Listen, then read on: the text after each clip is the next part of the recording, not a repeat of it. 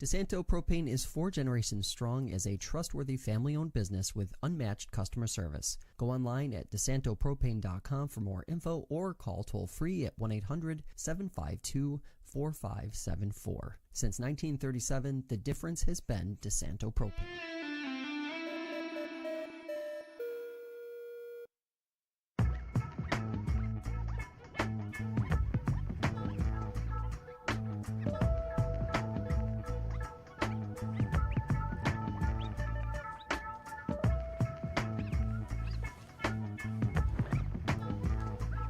All right, everybody, welcome in. Fresh Takes with Russo and Felice.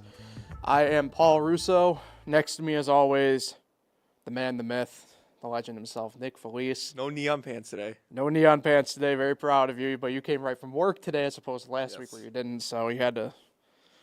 I guess you couldn't be as vibrant. You don't think I would wear those pants to work? You're right. I wouldn't. I don't think. I mean, I'm sure there's nothing saying you couldn't hypothetically. I just don't think you would. No shot. Yeah, so bingo. Yeah, our first weekend with no football. This past one? And there was still plenty to talk about though. So we got hockey taking the center stage. Sports world kind of by storm here. Maybe because of the NBA, so we'll touch obviously on those two things.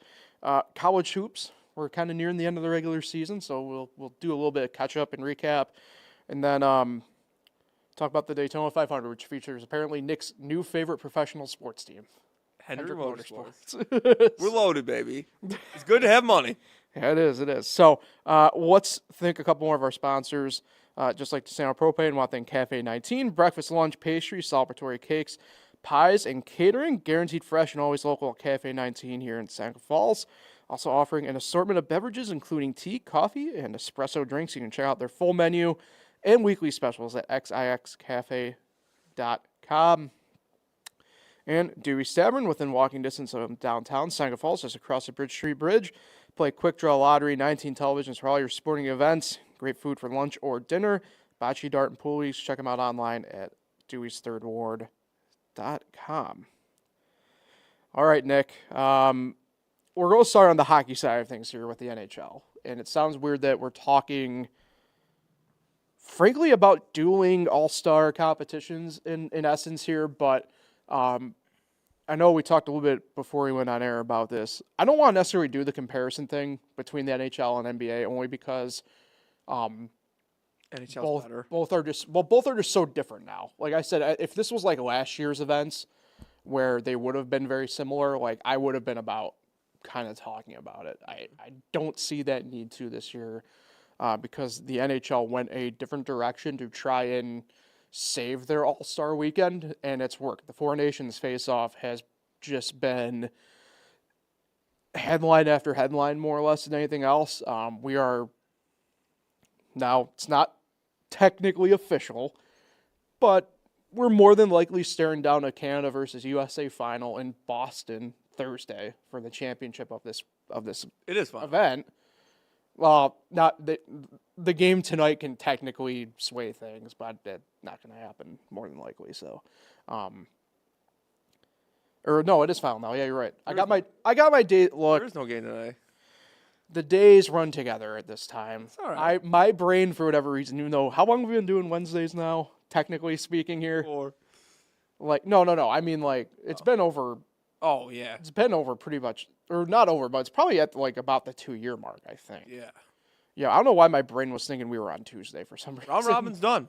But We're yeah, in the championship. I don't know why my brain was thinking we were in Tuesday for some reason just now, but yeah, either way, No, you're good. it's officially Canada-US in Boston tomorrow. Yeah, and the first time was I mean- in Montreal.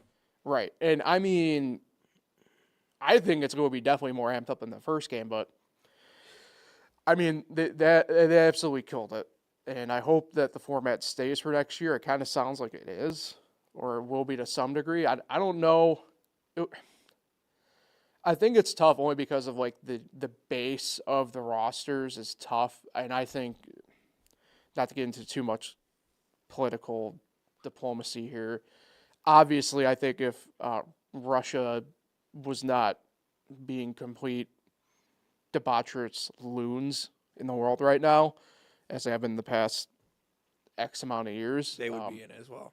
It would be probably a rush over, I'm assuming Finland. But, and that's where it gets tough. Like, I'm guessing we'll probably have the same 4 nations technically next year. Although I suppose Germany probably could have a run at this point. But either way, it's worked out really well. Add more teams. Why not? Well, but that gets into a whole entire other thing. And I don't know if we want to do that right now where it's like, so instead of 2 weeks off, it's going to be like a month. Did they have All-Star nominate? But the interesting part next year is going to be the Winter Olympics. Yeah. So I don't know if we'll necessarily see the 4 nations face off fully like we did last year or this year, only because of the Olympics. But I think it's something that's going to continue on, at least for the near future, only because of just how well it's worked out.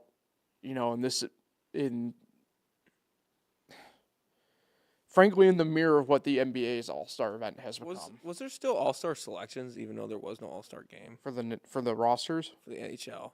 Kinda. I mean, there was no voting. It was done by like each country's respective,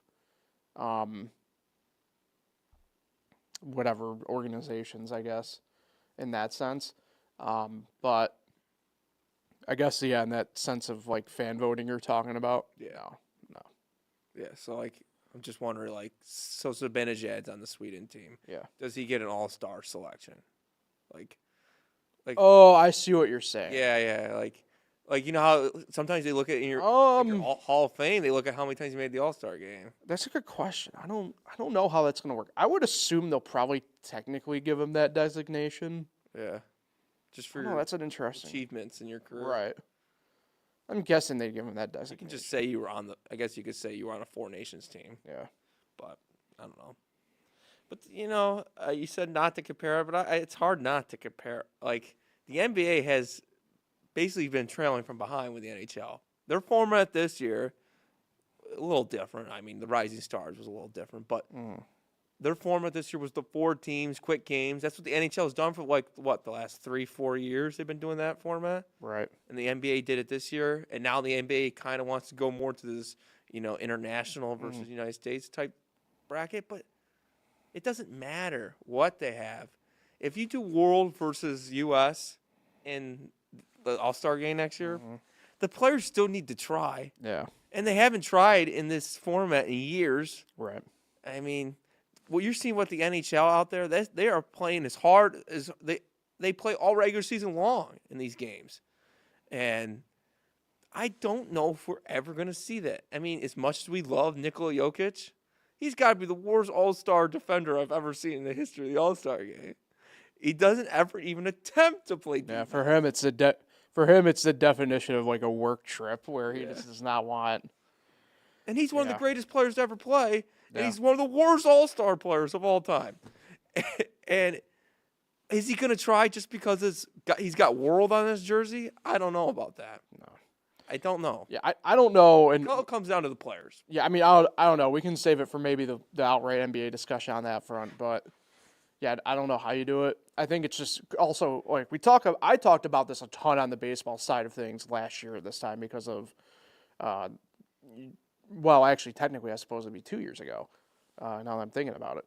But because of the World Baseball Classic and stuff like that, where it's like, different sports especially, it's very different culturally, right? Like, in baseball, and you're seeing it shift, I guess, here in the U.S., to where guys do care about it from that sense of nationality side. But, like, the Hispanic players care a ton about that. Yeah. And I remember I had to explain to a couple people, like, I don't think you fully understand. Like, a player from the Dominican Republic cares more about wearing the DR than they do about, say, an NY. Like, it's not that deep. It really isn't. And I think for hockey, and this is why I don't think it necessarily, like, I'm with you. I don't know if it necessarily would work in the NBA. Basketball's very similar.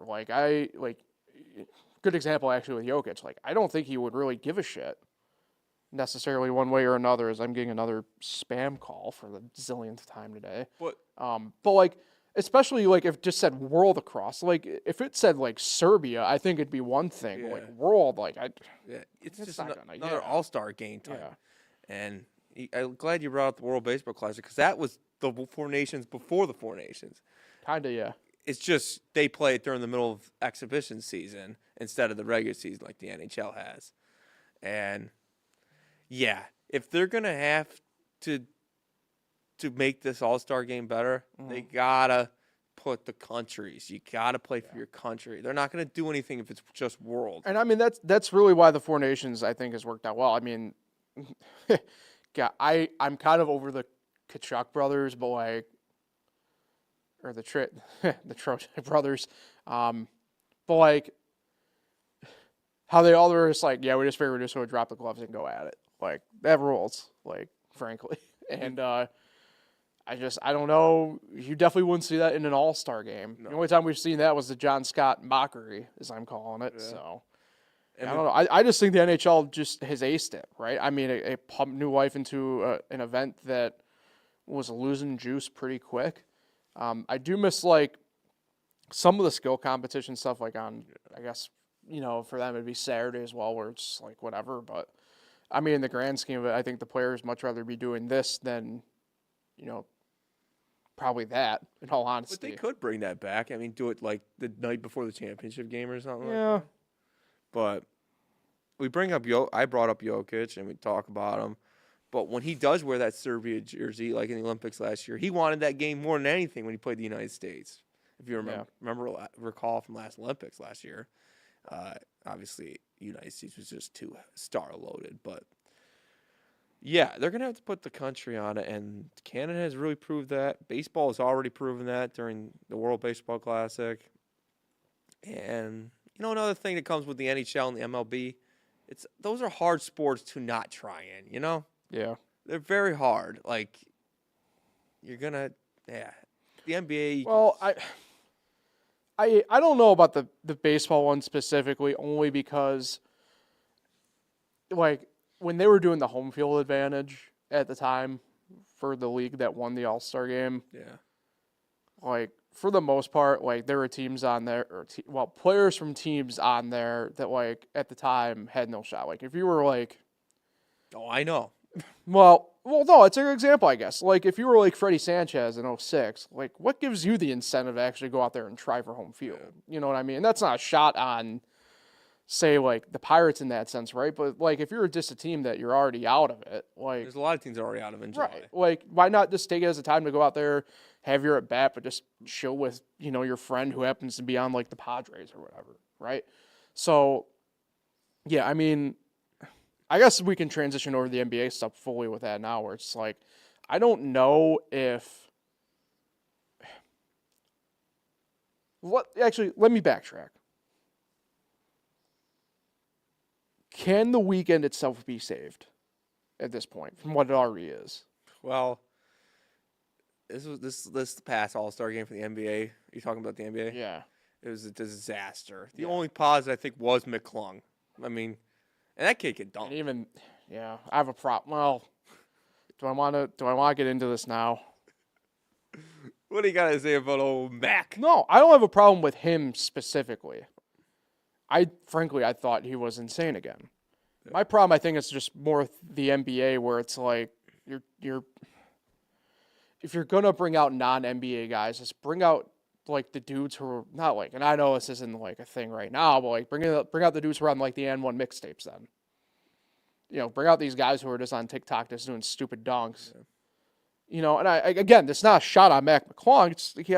This year especially, he hasn't been in the NBA at all. Yeah. He's just been a G Leaguer all year. And I know, and I'm going to be making the same argument here in a second about the All-Star Weekend.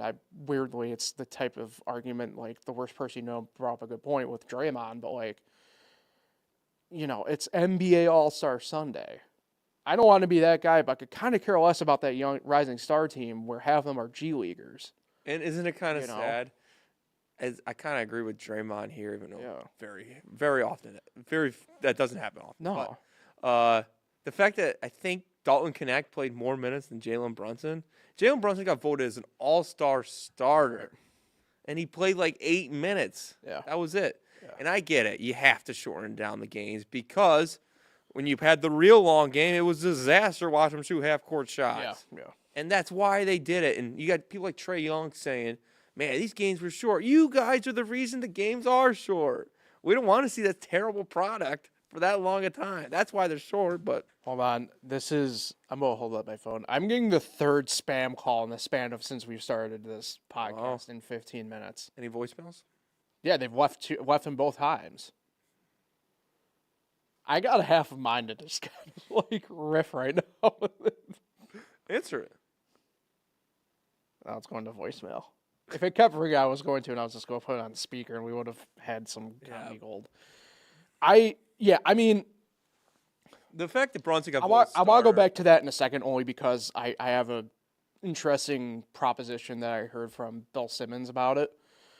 But yeah, I mean, the fact of the matter is that we had, and this isn't a knock on whether it's Dalton Connect or they had no other choice, or like Jaime Jaquez or anybody like that who was on that Rising Stars team,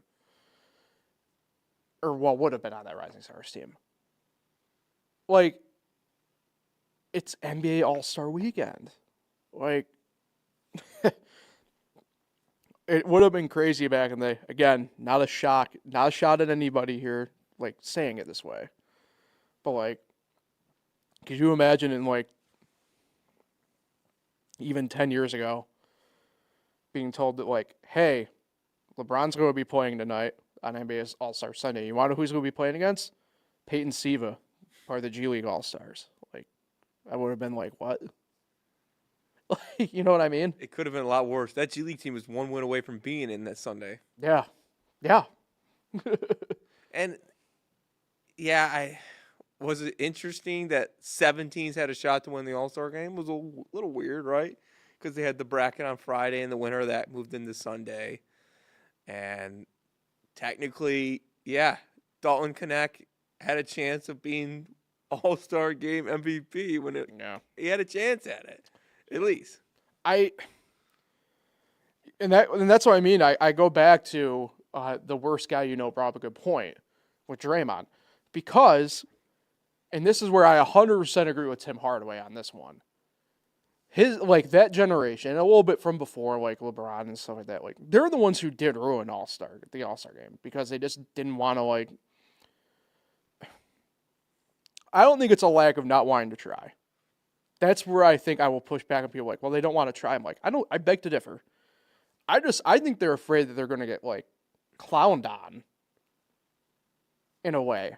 Yeah. Like, you know what I mean? In this All-Star game where it's like you're playing with the best players in your league. Obviously, in this case, is usually the best players in the world. And on this literally standalone stage, like, again, credit to Bill Simmons. He brought it up, like, do you remember Jordan Crawford? The NBA player Jordan Crawford? Kind of. When he was, like, a senior in high school, he dunked on LeBron at LeBron's basketball camp. And, like, that video immediately was, like, scrubbed from existence. Yeah, I remember that, yeah. See? I think that's what they're, like, the guys are afraid of, in essence. I'm just like, who cares? Like, and this now resonates for the whole entire week. I want to bring up. Like, go back to the dunk contest, for example. Like, after all this is over, you have Giannis and Ja and a couple other people popping off on Twitter, like, I'll do it if you do it, I'll do it if you do it. Like, you won't do it. Like, one of them finally pushed back on, like, one of them was like, you won't do it. I'm like, yeah, you aren't going to for whatever reason. Yeah. Like, and this is the part that pisses me off. Like, at least Michael Jordan did a dunk contest back in the day. Kobe Bryant did a dunk contest. Vince Carter obviously did dunk. We never saw LeBron. We never saw, like, Dwayne Wade. We never saw, I guess in this sense, he's not even, like, a dunker, but, like, we never saw Carmelo, right? We never saw any of those, like, big guys from that era ever do it. Or Zion, who's known for dunking. Right. Well, there's a different discussion. But that point stands. Like, we've never seen Durant do it. We've never seen Giannis do it. Like, I don't want to be that guy. Just do it once. Like, if you're that concerned about the health of it, that's on you. Like, you know what I mean? Like, just do it. Brown did it once. Yeah, that's true. But, like, he doesn't carry the same weight that Giannis does. You know? Like, Jason Tatum, like, could do it realistically. He won't ever do it. Like, and it isn't a knock on the guys. Like, I don't think, and I mean, it's crazy I'm phrasing it this way, to be totally honest. And forgive me if I'm forgetting somebody in between. Like, who was the last, like, star who did it? Like, Donovan Mitchell? Other than Brown, yeah. But Like, you know what I mean? Like, and I don't mean any disparity against him or Brown, but like, they just don't carry that same weight that like, and that's a very small percent of yeah, participants that have right. done it. And like, I don't even think you necessarily need the start level. Like, I was talking with Pat about this last night, and like, I know in my brain says it's 2007 when this happened, even though it was probably like 2010. I just forget the exact year. But like, it was supposedly a down year at the dunk contest, and we had Gerald Green blowing out the cupcake Oh yeah. at the top of the rim and it not falling over. Like, we had dudes who like, frankly, were just like these like journeyman players doing that back in the day, and it was still like at least a cool dunk contest. And not a knock again. I don't mean this like as a knock against these guys, but like Fred Jackson, like who the hell cares? Your dunk sucked. You sucked. Like, move on. I was happy to see the car return though. It's been a while. He actually jumped. Unlike Blake, he actually jumped over it though. Yeah, actually, like, all Blake. When you really think about that dunk he did, all he did was jump over the hood. It was a simple dunk. right. He could have hurt himself in the clunk. Mac went over the actual top of the car Yeah. and reversed it. And actually, to be fair, it did fall. I don't know if he necessarily stuck. When he the dunked two landing. balls, that was my favorite dunk of last Saturday. Just creativity with it. Spin in there. I think when he touched the rim first, and then. Oh, that was cool too. But that's just me. He killed it. Yeah. Also, before I guess we kind of move on to college basketball here. One thing I do want to say to Kenny Smith, talking about how like he should just jump over Wemby instead of Mobley. He was going against Stefan Castle. Did Kenny forget who Castle's teammate is? Yeah, I know, right? I don't think Wemby's going to go out there. I'm surprised the Cavs actually let Mobley go out there. Yeah, I think that was just more. I'm guessing they knew enough beforehand. I'm telling you, Spurs probably didn't want Wemby out there, even though. No, I think it would have been one thing if like his own teammate though asked like if he could do it, as opposed to like G Leaguer for the Magic. But wasn't it like Kobe Bryant got hurt in All-Star game one time? Oh, I mean, Dwayne accidentally poked him in the eye on a block. Yeah. But like, I know that's one of the big reasons why they don't try. But that's what I mean though by like these guys are afraid to just be clowned on, because like that was a thing for like a year where I was talking about how like Dwayne poked a guy in the eye. Yeah, but the dunk contest though, it should have better stars. It's like the home run derby. Mm-hmm. If we had like our headliner was DJ LeMahieu was out there, he's the headliner for the home run derby. Imagine who would tune in for that. Well, I mean, it's weird too because like the 3-point contest has always been kind of not necessarily star-studded by any means, but you know, typically that's where you let the specialists at the time, quote unquote, shine, right? You know, I mean, hell, I did have to laugh because with Tyler Hero winning it, they were like 5th Heat player of all time to win it, and two of the middle guys, like Jason Capono and Daquan Cook. I'm like, oh yes, like back when that shot was just like deliberately meant for guys like Steve Novak, you know. But Shane Batty ever won a 3-point? I know he participated. I don't think he ever won. He was good. Batty is. Follow this in a podcast we need to do about guys who like fit in at the wrong time, but like Batty in today's era would be a problem. Like, I mean that sincerely. Yeah. That dude was about 10 years too early, unfortunately. And even then, dude, he was a good ass player. Yeah. Like at his peak, really good. Screw Duke though. Real talk. Good transition. College hoops. Yeah. Notre Dame women #1. For now. Big games coming up this weekend. Who they play? NC State. Ooh. Yeah. Both those teams not good in men's. Even though Notre Dame coach lost this week on Sunday night. Yo, Shrewsbury lost it. I don't feel bad. I mean, I understand though, but yeah. Do we want to start the SEC and then I guess work backwards? Because like South Carolina's going to win the SEC. I know which game you're trying to play here. I respect it. Look out for Kentucky though. Kentucky's sneaky. They're good. Yeah. On both sides. A lot better than Arkansas. So the talk about the SEC really is it's quieted down this week, luckily, because we were coming off of the whole entire, they're 82-82, but Carl Ravitch, that poor man. Known for his baseball. I don't want to, no pun intended, lost his fastball maybe a hair, but I understood what he was trying to mean at the core of it. He just completely misspoke, and it just, the SEC's got some really damn good basketball teams. They're at least sending 11 teams to the tournament. Explain what he said, if no one's seen it. Well, so I'm going to butcher it myself anyway, but he was talking about how since January, so at the time, January 5th or something like You that. don't have to be specific. SEC teams versus SEC teams, 500, 82-82, and he was talking about more or less how he was meant to talk about how good the conference was, because that's what the thing is, but it came out as like all these records are dubious, and which just isn't the case, right? I mean, Florida, you have Tennessee, actually back that up, Auburn, 1, Florida, 2. At this point, I get hazy on where exactly everybody is, but Alabama, Tennessee, A&M, Missouri, Georgia, Kentucky, The Mississippi's. Ole Miss, Mississippi State, Texas A&M. Really, the only teams really on the outside completely looking in at this point are like LSU and Oklahoma. Arkansas is on the bubble. Georgia's on the bubble. South Carolina's on the bubble. Vanderbilt, didn't even mention them, but they're kind of solidified. South Carolina's not on the bubble. Well, I just looked at their last. oh, they did fall off. They fell off the table, huh? Yeah, they've lost 13 in a row. Oh no, completely off the table. Where have I been with them? Yeah, they've fallen. They've been. You want to know where I've been?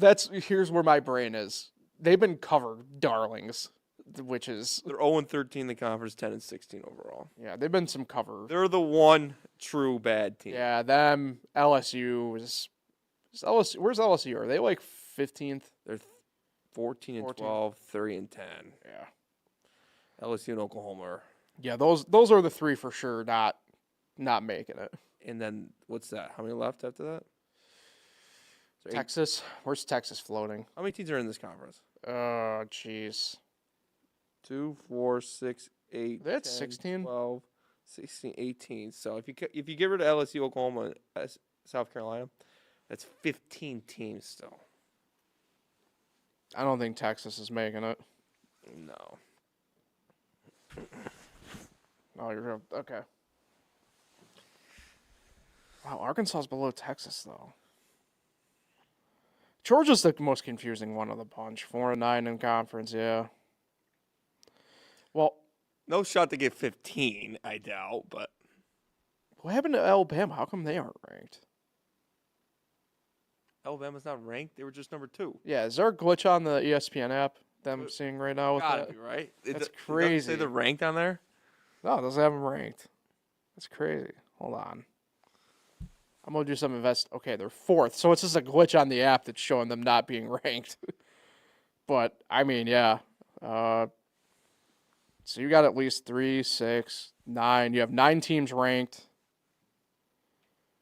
And the possibility of probably sending another couple afterwards. I think 11 for sure go from the SEC. I'm still thinking there's a good possibility, depending on what happens in that tournament, they get 13. What's going to be interesting is those bubble teams in the SEC, comparing them to the bubble teams in the other conferences. Yes. When clearly they've played a way harder schedule. Yeah. It's like, And it's kind of crazy we're talking about that way after like the whole entire college football debacle with them, but like it's way different in this case to me because like clearly these are good teams. You know what I mean? Like can't really necessarily say that about Alabama, for example, in football. No. Basketball, we can confidently say that say they do become unranked for some reason. Like we can confidently say Kentucky's a good basketball team, though. You know what I mean? So it was weird to see. It was weird to see Alabama and Auburn, number 1 and 2 in the country, playing each other in basketball. I think, what was it, the 5th time they said in history that the number 1s and 2s in state played each other? Yeah, 5th time. I think so, right? Was it 5th or something like that? Yeah, North Carolina, Duke, obviously a few times. Forget what the other ones were, but yeah, kind of crazy that it was number 1 and 2. I mean, it's very hard to even get that matchup 1 versus 2, and I'm almost certain it was 1 versus 1 because they were both 1 in each poll. But you don't get that matchup very often, and Auburn went into Alabama and beat them in the Iron Bowl. Do they call it the Iron Bowl in basketball? They call it, yeah, it's weird. They call it like they literally call, I think, the Iron Bowl of basketball. It's like the IBOB or something like that. They acronymed it out. It's kind of weird, but funny. Even though I was watching College Game Day football this year. Sorry, I'm getting some breaking news delivered, at least breaking news to me. So it's quasi NBA related. Luka got traded. No. LeVar Ball had to get his right foot amputated. Really? Yeah. After having a serious medical issue. Interesting. Yo, that's crazy. Damn. That sucks.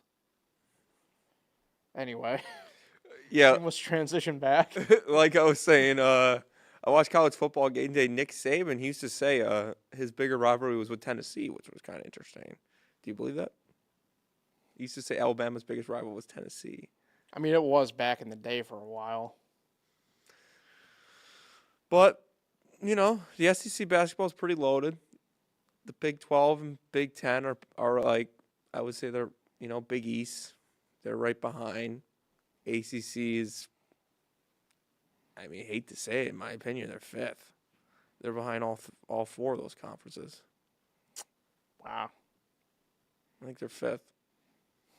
There's just not very many good teams.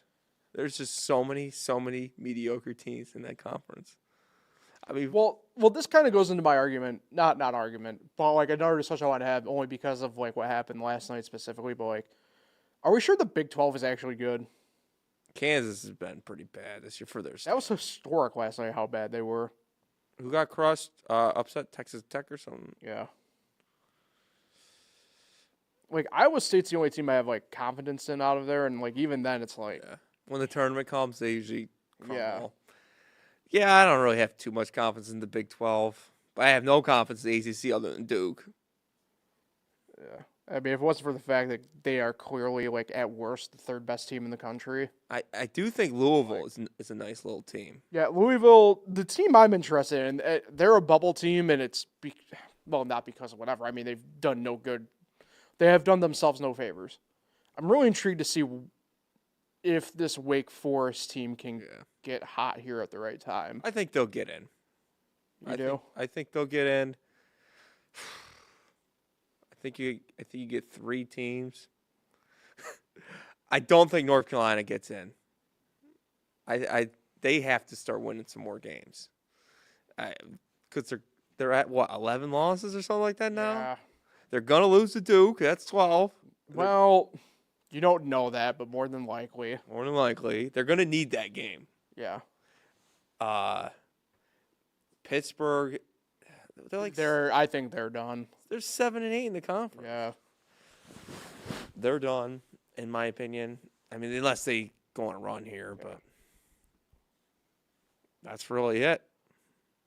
So you're thinking Duke, Louisville, Wake. I think we get 3, which is so sad. Because last year they got 5, I think. And that was really low. Yeah. SMU's on the bubble, too. What about Clemson? Oh, yeah, Clemson, duh. Forgot about them. They're in. That's why I thought 3 was a little low. That's why I was like, when you were saying, like, I don't know about that. I forgot about Clemson. I think it's going to come down to SMU or Wake for that final spot. I think they get 4. But yeah, it would be 4 because I think Wake's going to be in. Yeah, Clemson. So that goes back to my main where it's like the Big 12. Like, I think they get more in than the ACC just by default. And obviously they probably should. But I don't know. The quality over quantity thing, I don't know. I don't know. I think you make the case the Big East is probably the 2nd best conference again this year. But I don't know. What's up with They're probably technically behind the Big Ten, though, to be fair, still. I am I'm not thrilled on any Big Ten team specifically this year, but high on St. John's though. the Johnnies are legit. Yeah, Rick's got them playing good. I don't know what to think. UConn being on the bubble all of a sudden is pretty interesting. I know. But again, they've done themselves no favors by any means. Big Ten, it's Michigan's had a great year. Michigan's, yeah. Michigan, Michigan State, Wisconsin, Purdue. It's kind of like an old school Big Ten standings this year. Illinois, even though they're not ranked and they haven't had the greatest conference Yeah, they're 9-8. schedule so far, I still think they get in. Personally, Maryland's been kind of good this year. the real question is what do they do kind of with I don't know. Ohio State's fluttered back down to 500 though, haven't they? Yeah, they're 7-8 Yeah. conference, 15-11. Yeah. UCLA, That's UNC territory. yeah, UCLA 19-8, 10-6. They're probably UCLA's in. Yeah, they're 5-1 against the top 25. Yeah. Minnesota's been sneaky good. Let me see this Big 12. Yeah.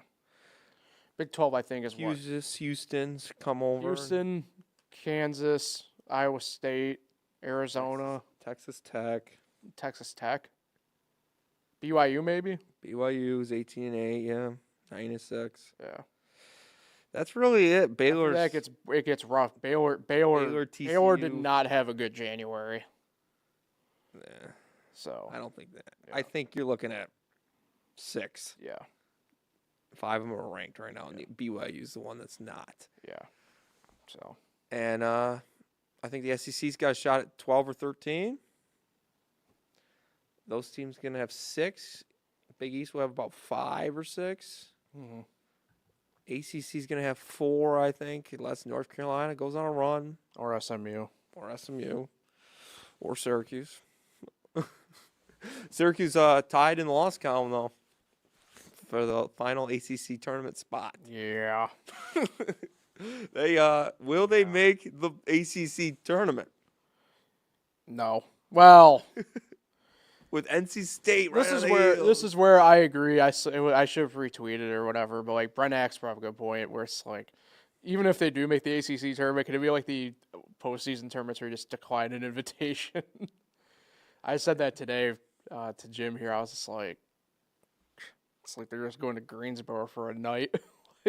They rarely ever play on that first day too. They've Yeah. been they love that 8-9 game a lot. That plays the second day. Bad. It'd be weird to see them play the first day. Yeah, Red's got to go. Red's got to go. How you have other podcasts on this network here? We do. What are the other Syracuse fans been saying? I mean, the other people who follow are pretty much saying the same thing at this point. I mean, Did they agree Red's got to go too? yeah. Really? I mean, it's tough when you got the blueprint right in front of you in your own conference. Also sad to see Malik Brown go out with injury again. Yeah, Yeah. tough scene.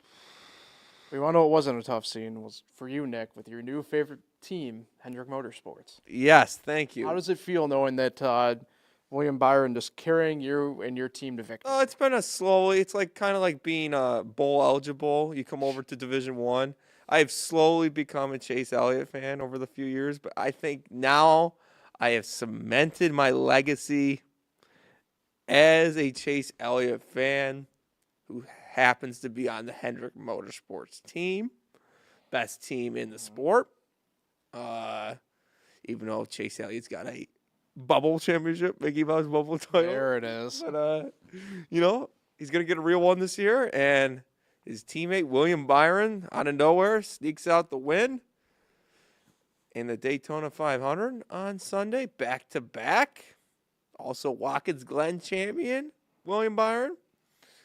So, yeah, shout out Hendrick Motorsports, and another win for the team. What's on your team? 23XI. It wasn't as great. We won a duel with Bubba. That was cool. That was cool. Reddick came in second in the 500. About it. Bubba got taken out in the Ryan Priest wreck. Yep.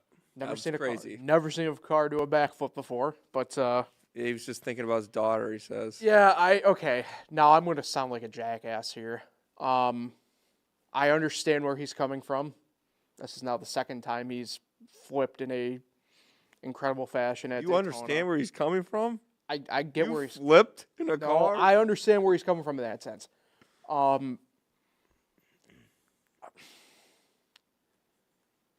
I understand his concern about safety.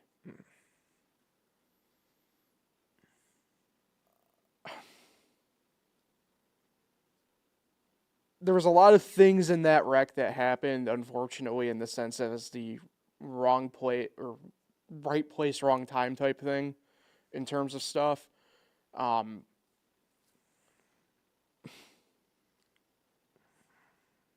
He hit wheel to wheel with a guy. That's what launched the car in the first place. Yeah. Ty Gibbs did the same thing at the Clash at the Coliseum, at Bowman Gray. And because it was slow speed, all he did was a quick pop up and then come back down. But at that speed. You're going 190. Your undercarriage was compromised. And that's the part that kind of made me go look at the replay. His splitter became detached and allowed air to get more even underneath and into the body of the car.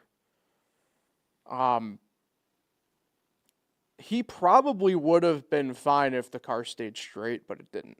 It started kind of veering left a little bit there, which is why at that point it kicks up and over. Like I said, I get it.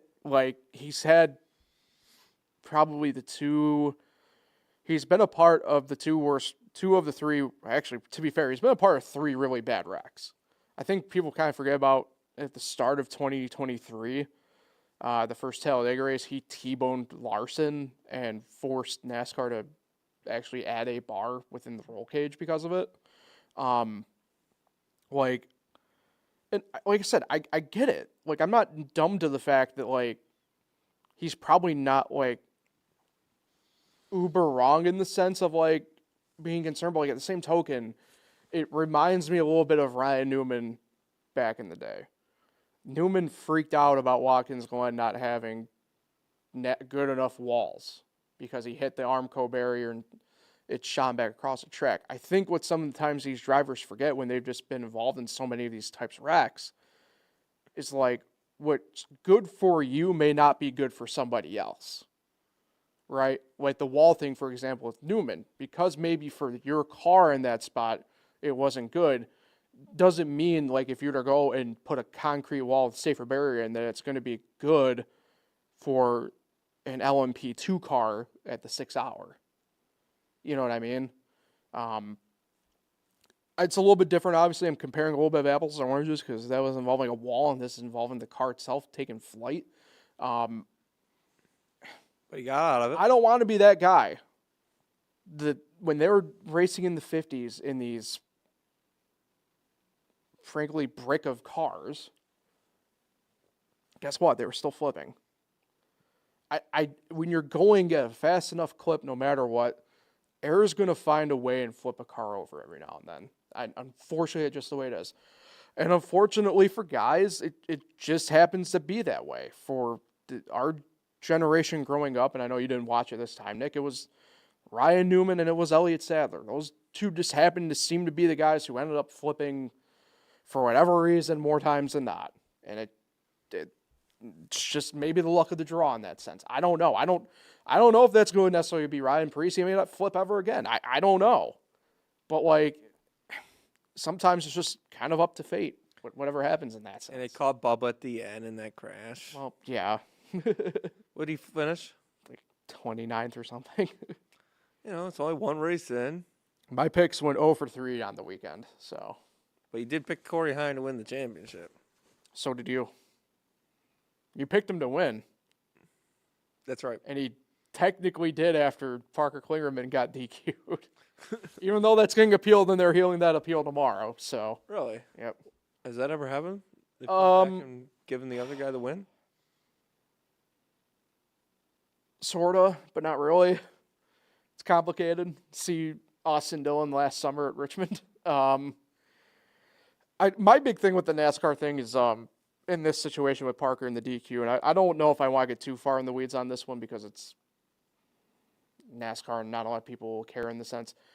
The truck passed pre-race inspection, but failed post-race inspection because of the height of the truck. I don't know how you pass pre-race but fail post-race in that sense, because stuff can and does happen. So I don't know, you know. I thought, and not necessarily a local guy, but you know, a Long Island guy in the modified scene, Tommy Baldwin, who still works within NASCAR, within a team, brought up a good point on a podcast I listened to about how, like, for all we know, Spring might have just kind of like essentially broke and dropped it, and like it's not the team deliberately trying to do that. So yeah, I don't know. I frankly doubt they'll rescind it, or rescind the disqualification and give them the win back. It's NASCAR.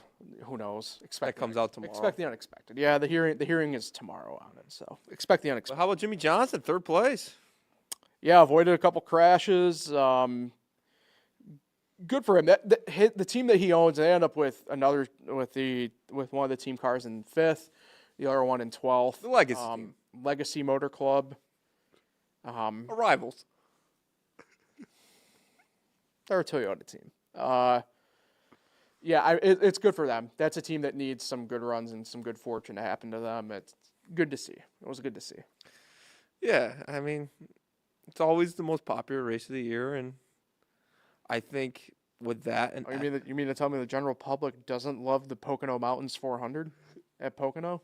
With that and SNL happening Sunday night as well, really hurt the NBA All-Star Game ratings. Yeah. I tried to watch the NBA All-Star Game. I was watching mostly Saturday Night Live after the 500 definitely ended. I did see the end, but every time I clicked to the All-Star Game, the NBA All-Star Game was commercial break. Yeah.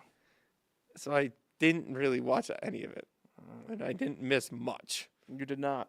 But made sure to watch the Daytona 500 ending, and there was a big delay. It did take a while to get that thing going again, but why 11 laps? Didn't they know the rain was coming? Yeah, I don't want to get into it because people will view it as political, so I don't want to get into it. Yeah, like, seriously, don't you know it's coming? 11 laps. That takes like 2 seconds. They do this. It's NASCAR. I even tweeted, it's like, good to be back with the weather. Like, good to be back. But they're going to hot Atlanta this week. It's hot Atlanta in that sense, not hot Atlanta. Hot Atlanta? Hot Atlanta. Hot, what did I say? It's Atlanta, but you said hot Atlanta. Atlanta. Yeah. So it's hot Atlanta. When you say it the way you were trying to say it, it's hot Atlanta. Yeah, it don't matter. Anyway, yeah, off to Atlanta this week. So, all right, we'll get out of here on that note. Appreciate everybody for listening and tuning in. Nick, shout out time. Who you got? Yeah, it's my dad's birthday on Friday. Happy birthday, turning 29. Yep, same age as me somehow, but he bet Austin Cindric this weekend. Did not win that, but he did bet Ludwig Olberg, and he won that. So shout out my dad. Happy birthday. Golf expert. Yep. Big TGL fan as well. So now only a couple weeks left. Or a couple, whatever, games. And then the playoffs. Yeah, so come on, New York. Let's get this done. All right, so appreciate everybody for listening and tuning in. We'll be back at it. Yeah, as far as I know, next Wednesday. This is where it gets a little bit crazy to be fair, both of us for the next few weeks. So should be good in the afternoon, though. Yeah, I think. But either way, we'll plan to be here next Wednesday if you're a live listener. If not, whatever. Like, share, subscribe, all the fun stuff on YouTube. Find us on Spotify on the podcast side. We'll be back next week. Enjoy the weekend, everybody.